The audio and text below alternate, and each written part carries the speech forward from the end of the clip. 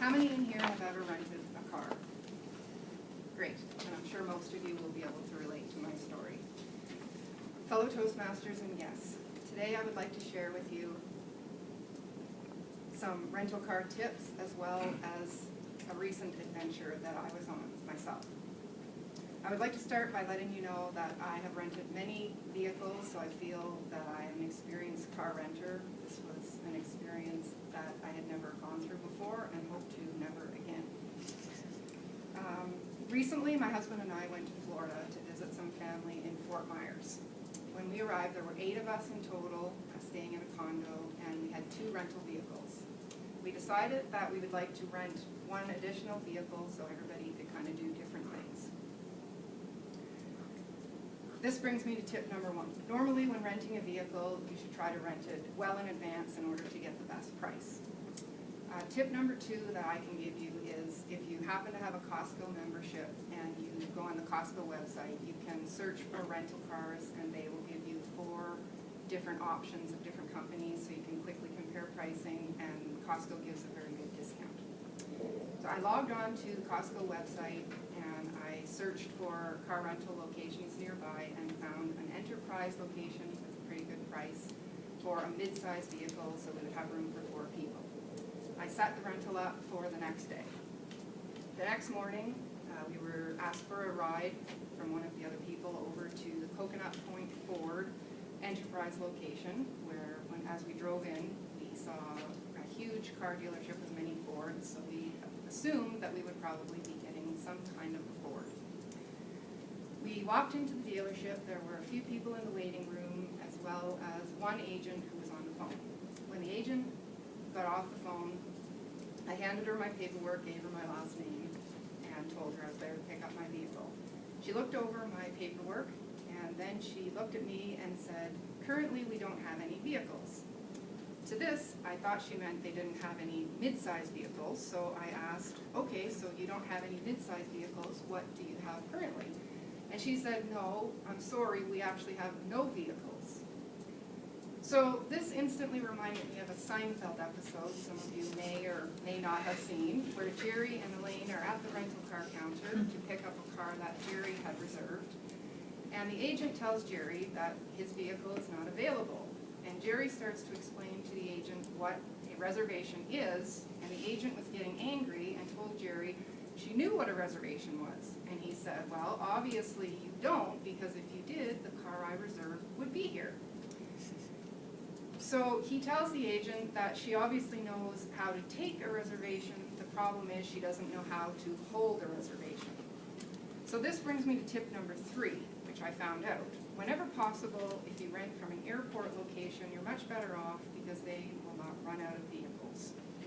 So back to my agent. She explains to me that many people had extended their vacations and had decided to keep their rental cars and not return them, so she was not sure which cars may or may not come back that day. She told me that I was willing, my options were I could wait in the waiting room to see if any cars did come back, or I could drive 10 miles south to another Enterprise dealership and they would be able to help me. We decided to take the drive 10 miles south and go to another dealership.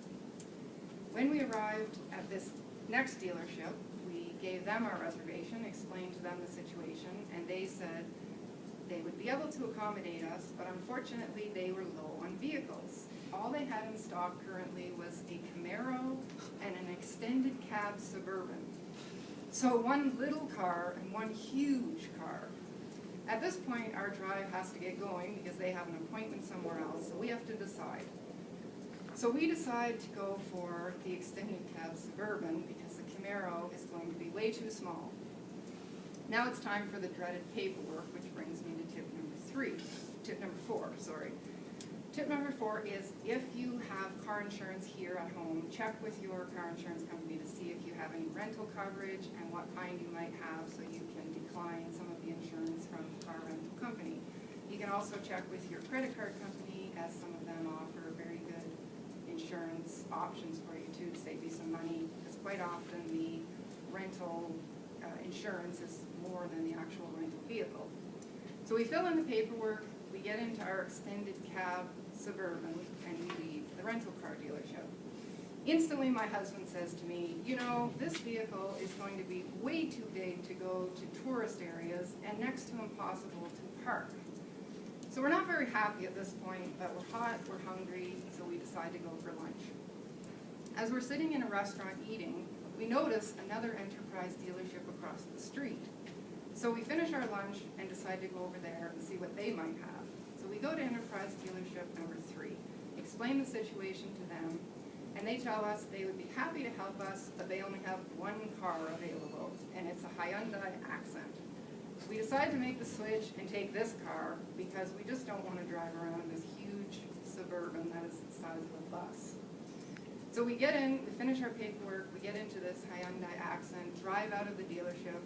5 minutes down the road, we realize that in this car, the radio doesn't work.